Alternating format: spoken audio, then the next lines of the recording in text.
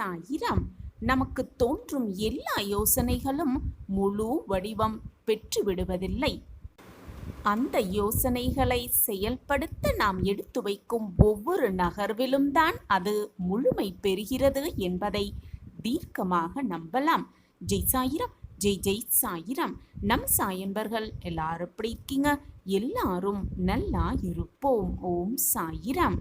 என் அன்பு பிரியமே, திடீர் அதிர்ஷ்டம் நாளையே பெறப்போகிறாய்.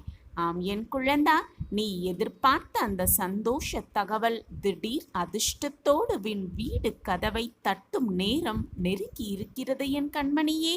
உனக்கு ஒரு நல்லது நடக்கப் போகும் அந்த ஒரு நேரமும் உன்னை நெருங்கி இருக்கிறது. சந்தோஷமாக இரு, தைரியமாக இரு, எப்பொழுதுமே நேர்மறை சிந்தனையோடு இரு.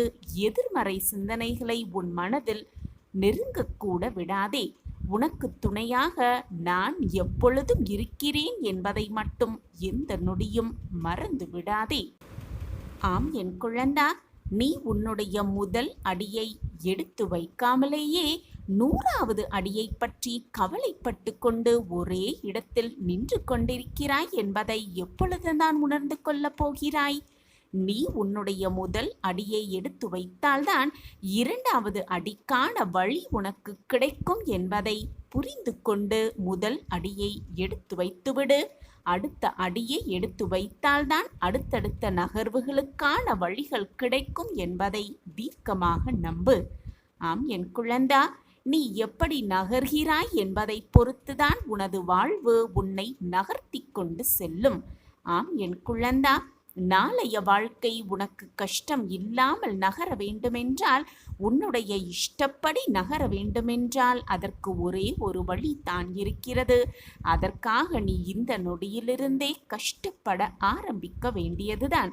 உன்னுடைய வாழ்வில் என்னதான் எதிர்மறையான சிந்தனைகளும் உன்னை சுற்றி இருப்பவர்கள் எப்படியாப்பட்ட எதிர்மறைகளை உன்னுள் திணித்தாலும் கூட, உன் செவிகளில் சேர்த்தாலும் கூட, நீ எப்பொழுதுமே நேர்மறையாக இருக்க கற்றுக்கொள். எதிர்மறை வார்த்தைகளையும் எதிர்மறை எண்ணங்களையும் உன்னிலிருந்து தூர எறிந்துவிடு. அப்படி நீ எறிந்துவிட்டால் உன் வாழ்வு எப்பொழுதுமே சந்தோஷமாகவும் நிம்மதியாகவும் அமைதியான வாழ்வையும் நீ நிம்மதியாக வாழலாம். இதை விளக்கும் விதமாக ஒரு சிறிய கதையை பார்க்கலாமா? எதிர்மறை என்ற ஒன்று எல்லோரிடத்திலும் இருந்து கொண்டுதான் இருக்கிறது. நம்மை சுற்றியும் அது இருந்து கொண்டுதான் இருக்கிறது. நம்மை சுற்றி இருப்பவர்களின் வார்த்தைகளிலும் அது இருந்து கொண்டுதான் இருக்கிறது. அப்படி எதிர்மறையான எண்ணங்களும் செயல்களும் இருக்கும் இடத்தில் நாம் எப்பொழுதும் நேர்மறையாக இருந்தால் எப்பொழுதுமே வாழ்வு பிரகாசமாகவே இருக்கும். அந்த வகையில் ஒரு ஊரில் ஒரு இளைஞன் வாழ்ந்து வந்தான். அந்த இளைஞன் எப்பொழுதுமே நேர்மறை சிந்தனையோடும் நேர்மறை எண்ணங்களோடும் இருந்தாலும் கூட அவனை சுற்றி இருப்பவர்கள் எப்பொழுதுமே எதிர்மறையாக பேசிக்கொண்டே இருப்பார்கள். ஏதாவது புதிதாக துவங்க வேண்டும், புதிதாக செய்ய வேண்டும் என்று அந்த இளைஞன் ஆசைப்பட்டால் அவனை சுற்றி இருப்பவர்களெல்லாம் இதை செய்தால் என்னவாகிவிடப் போகிறது, இதை செய்தால் அது தவறாகத்தான் முடிந்துவிடும் என்று பலவிதமான எதிர்மறை சொற்களை அவனிடம் பயன்படுத்தி கொண்டே இருந்தார்கள். இப்படி தவறான எண்ணங்களையும் தவறான சிந்தனைகளை மட்டுமே அவனிடம் சொல்லிக்கொண்டே இருந்தார்கள் அவனை சுற்றி இருந்தவர்கள். இதனால் அவன் செய்ய நினைத்த அத்தனை விஷயங்களிலுமே செய்ய முடியாமல் ஏதாவது நடந்து விடுமோ, ஏதாவது தவறாகி விடுமோ என்று அனைத்து விஷயங்களையும் அவன் தள்ளி போட்டுக்கொண்டே இருந்தான். எந்த விஷயத்தையும் ஆரம்பிக்காமலேயே அவன் வாழ்ந்து கொண்டிருந்தான். இப்படியே போய்கொண்டிருந்ததால் நாளடைவில் அந்த இளைஞனை சுற்றியும் எல்லாமே எதிர்மறையாக மாறிக்கொண்டே இருந்தது. அதனால் அவன் மிகப்பெரிய மன உளைச்சலுக்கு ஆனானான். அப்படி இருக்கும்போது அந்த இளைஞன் வாழ்ந்து வந்த அந்த ஊருக்கு ஒரு மிகப்பெரிய துறவி வந்தார். அந்த ஊரில் வாழ்ந்த அனைத்து மக்களுமே அந்த துறவியை போய் சந்தித்து அவர்களிடம் ஆசியை பெறுகிறார்கள். அந்த இளைஞனுக்கும் அந்த துறவியை பார்த்து தன்னிடம் இருந்த பிரச்சனையை அவரிடம் சொல்லி அதற்கான தீர்வை எப்படியாவது பெற்றுவிட வேண்டும் என்று எண்ணி அந்த துறவியை சந்திக்கப் போனார் அந்த இளைஞன். துறவியை போய் சந்தித்தவுடன் தன்னுடைய கஷ்ட நஷ்டங்கள் அனைத்தையுமே அந்த துறவியிடம் சொல்லி முடித்தான் அந்த இளைஞன். நான் எவ்வளவுதான் நேர்மறையாக இருக்க வேண்டும் என்று எண்ணினாலும் கூட என்னை சுற்றி இருப்பவர்கள் யாருமே என்னை நேர்மறையாக இருக்க விட மாட்டேன் என்கிறார்கள். நான் எந்த விஷயம் செய்ய வேண்டும் என்று முடிவு செய்தாலும் அதிலுள்ள எதிர்மறைகளை சொல்லி சொல்லியே என் மூளையை மழுங்கடித்த செய்து அந்த விஷயத்தை என்னால் செய்ய முடியாமல் தவிர்த்துவிட்டு பல தடைகளை அவர்கள் போட்டுக்கொண்டே இருக்கிறார்கள். என் மனதிற்குள்ளேயும் எதிர்மறை எண்ணங்கள் நிறையவே வந்துவிட்டது. இதிலிருந்து நான் எப்படி வெளியே வருவது, என்னுடைய செயல்களை நான் எப்படி செய்வது என்று எனக்கு புரியவே இல்லை. இதற்கு தாங்கள்தான் எனக்கு ஒரு வழி கூற வேண்டும் என்று அந்த துறவியிடம் சென்று நின்றான் அந்த இளைஞன். இதனால் என்னுடைய வாழ்வை நினைத்து எனக்கு மிக மிக பயமாக இருக்கிறது என்று சொல்லிவிட்டு தங்களுடைய உதவி எனக்கு வேண்டும் என்று கேட்டான் அந்த இளைஞன். அந்த துறவியும் சரி இளைஞனே வா, நடந்து கொண்டே பேசலாம் என்று முடிவு செய்து இருவரும் நடக்க ஆரம்பித்தனர். அப்படியே நடந்து கொண்டிருக்கும் பொழுது வழியில் அவர் பேச ஆரம்பித்தார். இளைஞனே, உன்னுடைய பிரச்சனை என்ன என்பது எனக்கு நன்றாகவே புரிகிறது. அது இருக்கட்டும், அதற்கு முன்பாக இந்த இடத்தை கொஞ்சம் நன்றாக சுற்றிப்பார் என்று சொல்லிவிட்டு அந்த இடத்தை சுற்றி பார்க்க சொன்னார் அந்த துறவி. இளைஞரும் அந்த இடத்தை நன்றாக சுற்றி பார்க்கிறார். பார்ப்பதற்கு அவ்வளவு அழகாக இருக்கிறது அந்த இடம். அங்கு ஒரு சிறிய குளம், அந்த குளத்தில் நிறைய தாமரை அழகாக மலர்ந்து இருக்கிறது. உடனே அந்த துறவி அந்த தாமரை பூக்கள் எல்லாம் எந்த இடத்தில் வளர்கிறது என்று சொல் பார்க்கலாம் என்று கூறினார் அந்த இளைஞனை பார்த்து அந்த துறவி. அந்த இளைஞன், துறவியாரே, பொதுவாக இந்த தாமரை பூக்கள் எல்லாம் ஏதோ ஒரு ஏரியிலோ அல்லது குளத்திலோ தான் வளரும் என்று சொல்கிறான் அந்த இளைஞன். உடனே துறவி, அந்த குளத்தில் இருக்கிற அந்த தண்ணி எப்படி இருக்கிறது என்று பார்த்தாயா என்று கேள்வியை எழுப்புகிறார் அந்த துறவி. அந்த தண்ணீரின் தன்மையை பற்றி சிறிது பார்க்கலாம் என்று கூறினாராம் அந்த துறவி. உடனே அந்த இளைஞர், துறவியரே, பொதுவாக அந்த குளத்திற்கு அடியில் நிறைய சேரும் சகதியுமாகத்தான் இருக்கும். அந்த சேத்தில்தான் தாமரை பூக்கள் கொஞ்சம் கொஞ்சமாக வெளியில் வந்து அழகான பூக்களாக உருவாகி இந்த இடத்தையே அழகான பூக்களாக மாறிவிடும் என்று கூறினாராம் அந்த இளைஞன். உடனே அந்த துறவி, தாமரை பூ போலத்தான் அந்த தாமரை பூ வளரும் இடம் சேரும் சகதியுமாக இருக்கலாம். ஆனால் சேரும் சகதியிலிருந்து வளர்ந்தால் கூட அந்த தாமரை பூ மிக மிக அழகான ஒரு பூவாக உருவாகிறது. அது இருக்கும் அந்த இடத்தை பொறுத்து அது அதனுடைய தன்மையை எப்பொழுதும் மாறிக்கொண்டதே இல்லை, மாற்றினதே கிடையாது என்பதுதான் உண்மை. இந்த இடத்தில் மட்டும் கிடையாது, உலகத்தில் எந்த இடத்தில் எடுத்துக்கொண்டாலும் எவ்வளவு சேரான இடமாக இருந்தாலும் கூட அந்த சேற்றில் இருந்து ஒரு அழகான தாமரை பூ உருவாகும். இதை நீ ஒரு உதாரணமாக எடுத்துக்கொள்ள வேண்டும். உன்னுடைய வாழ்க்கையும் அந்த தாமரை பூ மாதிரிதான். எவ்வளவுதான் எதிர்மறையான எண்ணங்கள் இருந்தாலும் சரி, அந்த எண்ணங்களிலிருந்து நீ ஒரு அழகான மனிதனாக உருவாக வேண்டும் என்று சொல்லிவிட்டு அந்த விளக்கம் புரிந்ததா என்று அந்த இளைஞரை பார்த்து கேட்டார் அந்த துறவி. அதே போல இந்த தாமரை பூ அந்த சேரும் சகதியும் இல்லை என்றால் அந்த இடத்தில் அந்த பூவால் வளரவே முடியாது. அந்த சேரும் சகதியிலிருந்து தாமரை பூ எவ்வளவு அழகாக உருவாகுதோ அதே போல நீயும் உன்னுடைய வாழ்வில் எதிர்மறையான எண்ணங்களை அனைத்தையும் தவிர்த்துவிட்டு வாழவே முடியாது. அனைத்தையும் தவிர்த்துவிட்டு உன்னால் வாழவே முடியாது. ஏனென்றால் நீ இருக்கின்ற இடத்தில் நிறைய பேர் இந்த மாதிரி எதிர்மறையான எண்ணங்களை கொண்டவர்களாகத்தான் இருப்பார்கள். அந்த எண்ணங்களை எல்லாம் நீ தவிர்த்துவிட்டு வாழவே முடியாது.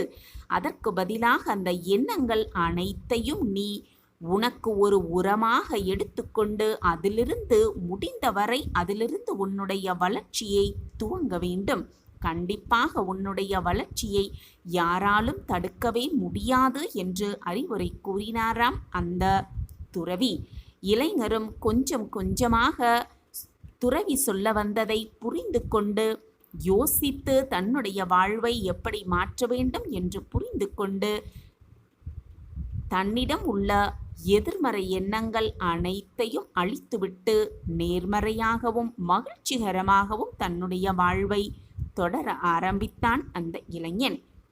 ஆம் என் குழந்தையே, நீயும் உன்னிடம் இருக்கும் எதிர்மறை எண்ணங்கள், உன்னை சுற்றி நடக்கும் எதிர்மறை நிகழ்வுகள் அனைத்தையும் தவிர்த்துவிட்டு அல்லது அதை ஒரு உரமாக எடுத்துக்கொண்டு உன்னுடைய வாழ்வை மிக பிரம்மாண்டமாக மாற்றுவது உன் கையில்தான் இருக்கிறது.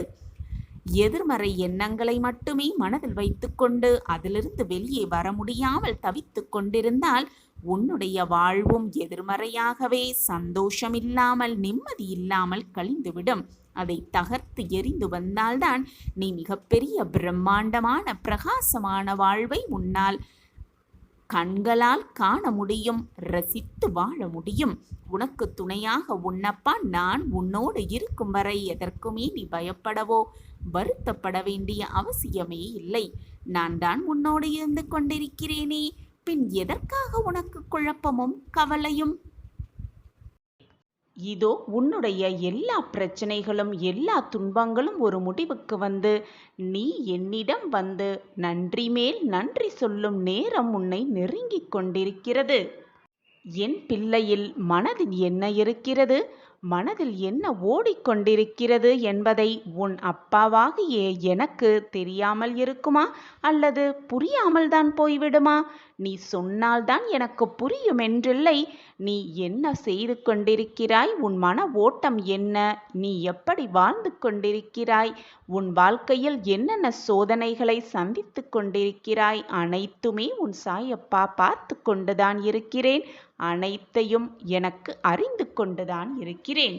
உன்னுடைய மன வலிமையை சோதிக்கும்படிதான் எல்லா நிகழ்வுகளும் உன்னை சுற்றி நடந்து கொண்டிருக்கிறது என்பதையும் நான் பார்த்து கொண்டுதான் இருக்கிறேன். எல்லாம் சுகமாக போகிறது, எல்லாம் உனக்கு சாதகமாக போகிறது என்றுதான் கூறிக்கொண்டே இருக்கிறீர்கள். ஆனால் எந்த மாற்றமும் நிகழ்வதற்கான எந்த அறிகுறியுமே எனக்கு தோன்றவே இல்லையே சாயிநாதரே என்று நீ என்னிடம் என்னை கேள்விக்குறியோடு பார்ப்பது எனக்கு தெளிவாகவே புரிகிறது. எதுவுமே மாறவில்லை என்று வருத்தம் கொள்கிறாயா? இந்த உலகத்தில் உள்ள அனைவருக்குமே நேர்மறை காலம் எதிர்மறை காலம் என்ற 2 காலம் மாறி மாறி வந்து கொண்டேதான் இருக்கும். அப்படி எந்த காலமாக இருந்தாலும் சரி, என்னுடைய பார்வை எப்பொழுதுமே என் பிள்ளைகள் மீதுதான் இருக்கும். அது நேர்மறையான காலமாக இருக்கும் பட்சத்தில் என்னுடைய உதவி உனக்கு மிக சுலபமாகவே கிடைத்துவிடும். அதுவே எதிர்மறையாக காலமாக இருக்கும் பட்சத்தில் என்னுடைய உதவி கிடைக்க சிறிது கால தாமதமாகும். ஆனால் தப்பாமல் கிடைத்தே விடும். நான் உன்னுடைய மனதில் சிம்மாசனம் போட்டு அமர்ந்திருக்கிறேன். உன் கஷ்ட காலத்திலிருந்து உன்னை விடுவிக்க, உன் கர்மாவிலிருந்து உன்னை விடுவிக்க, உன் போராட்ட காலத்திலிருந்து உன்னை விடுவிக்க அத்தனை அவதாரங்களும் நான் எடுப்பேன். இது சர்வ நிச்சயமாக நடக்கும். உன் வாழ்வில் அதிசயத்தை நான் நிகழ்த்தி காட்டுவேன். எனக்கு நன்றி சொல்லும் நேரமும் உனக்கு நெருங்கிவிட்டது. எனவே எதை நினைத்தும் பயப்படாதே, முடிந்ததை நினைத்து வருத்தப்படாதே, வரப்போவதை நினைத்து கலங்காதே. நடப்பது அனைத்தும் நன்மைக்கே என்று தீர்க்கமாக நம்பு.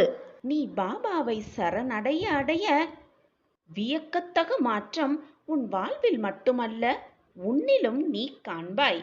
குழந்தையே, உன் அப்பாவின் மீது நம்பிக்கையுடைய யாருமே அவ்வளவு எளிதாக கலங்கிவிட மாட்டார்கள்.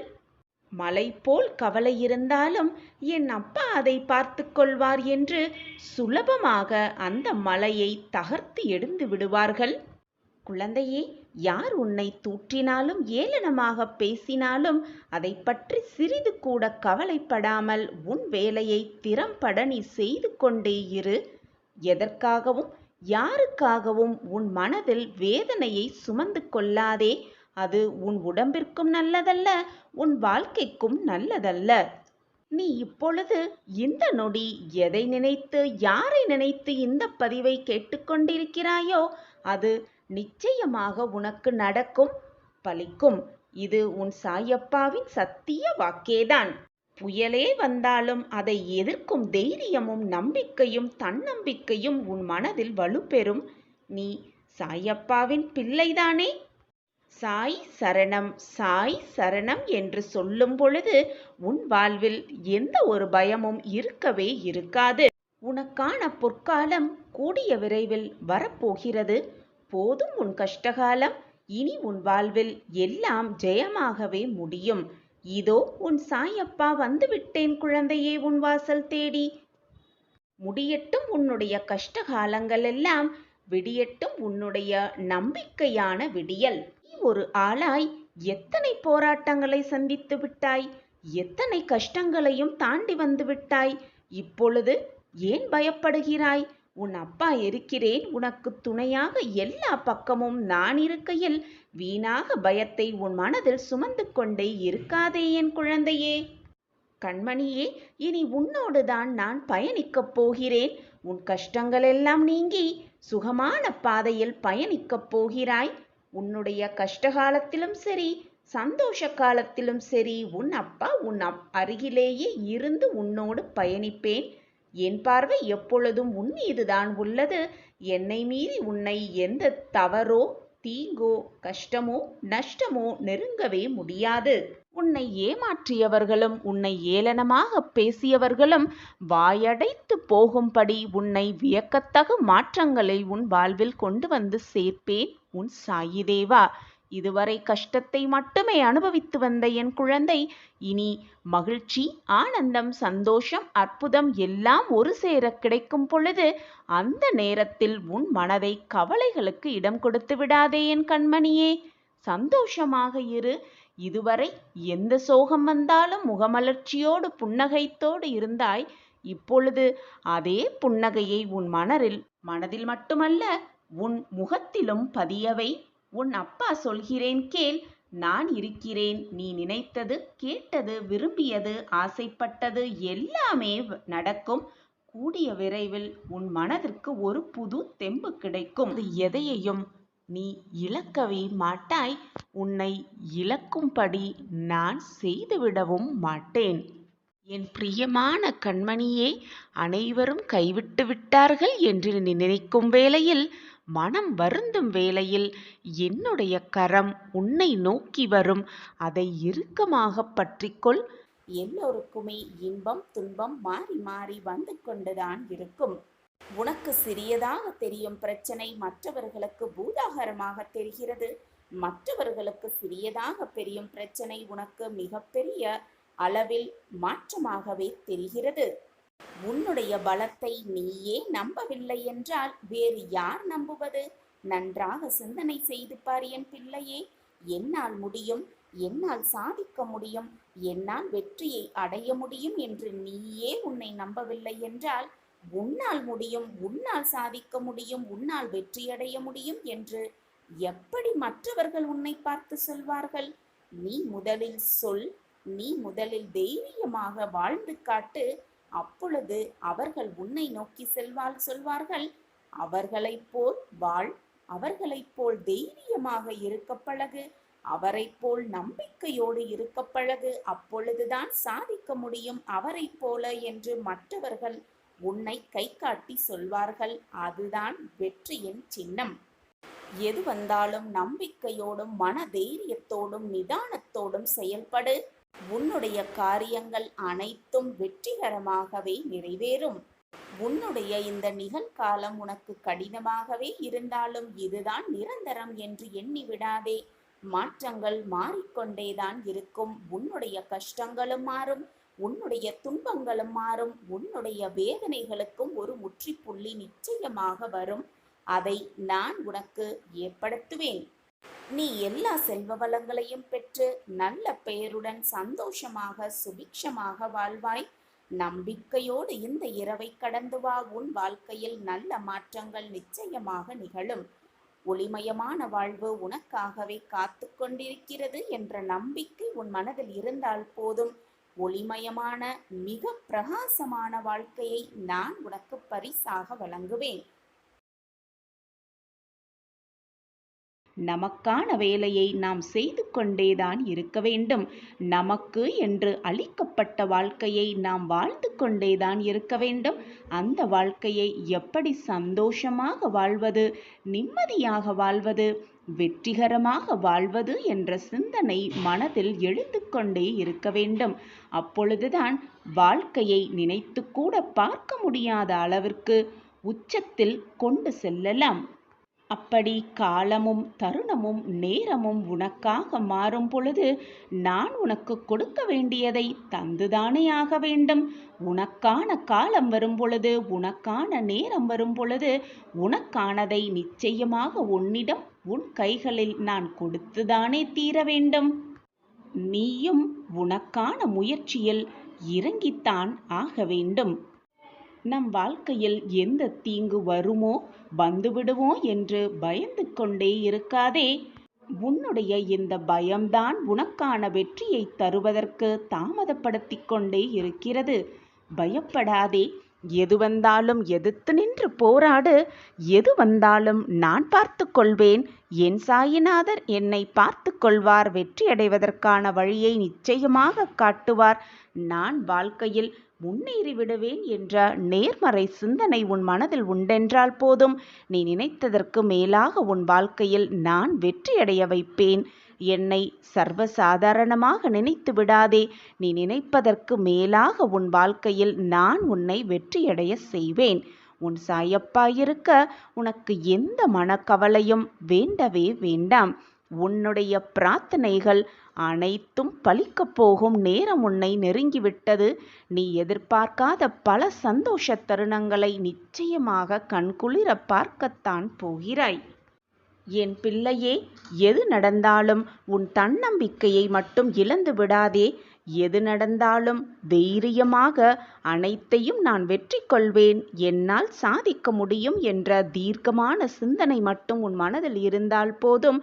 நீ நினைத்ததை மிக எளிதாக மிக சுலபமாக சாதித்து காட்டலாம்.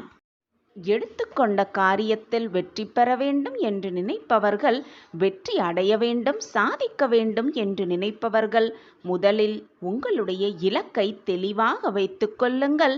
அந்த இலக்கில் நேர்மறை எண்ணங்களும் நம்பிக்கைகளும் சூழ்ந்து இருக்க வேண்டும். அப்பொழுதுதான் உன்னுடைய இலக்கை மிக சுலபமாக உன்னால் அடைய முடியும்.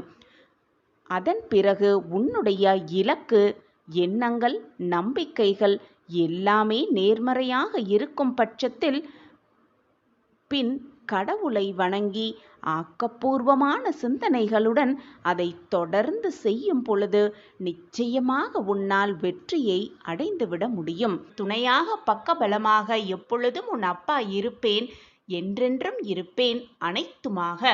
துன்பம் என்ற கார் இருளை உன் வாழ்க்கையிலிருந்து விலக்கி சந்தோஷம் என்ற பெரும் ஜோதியை உன் வாழ்க்கையில் ஏற்றவே உன் சாயப்பா துடித்து கொண்டிருக்கிறேன். அந்த தீபத்தை நிச்சயமாக உன் வாழ்வில் ஏற்றுவேன், ஏற்றியே தீருவேன்.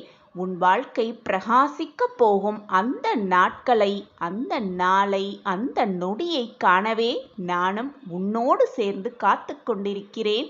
உன் கண்களில் வரும் ஆனந்த கண்ணீரை துடைக்கவும் அப்பொழுதும் உன் சாயிநாதர் வருவேன் என்ற நம்பிக்கையோடு காத்திரு. நீ ஆசைப்பட்ட விஷயமும் நீ எதிர்பார்த்த விடியலும் உனக்காகவே கூடி வந்துவிட்டது. நீ நினைத்தது எல்லாம் நடக்கப் போகிறது. இத்தனை நாட்களாக என்னிடம் வைத்த அனைத்து வேண்டுதல்களையும் ஒவ்வொன்றாக என் செல்லமான கண்மணிக்காக நான் நிகழ்த்தி கொடுக்கப் போகிறேன். உன்னுடைய காலமும் அனைத்து காட்சிகளும் மாறப்போகிறது. உன் கண்களால் உன்னாலேயே நம்ப முடியாத அளவிற்கு பல மாற்றங்கள் உன் வாழ்வில் நிகழத்தான் போகிறது. இனி எல்லாமே அனைத்துமே உனக்கு சுகமாகவும் சுபமாகவும் அமையப் போகிறது. ஒவ்வொரு முறையும் எதிர்பார்த்து நடக்காமல் போன காரியம் அனைத்தும் இனி நிறைவேறும்.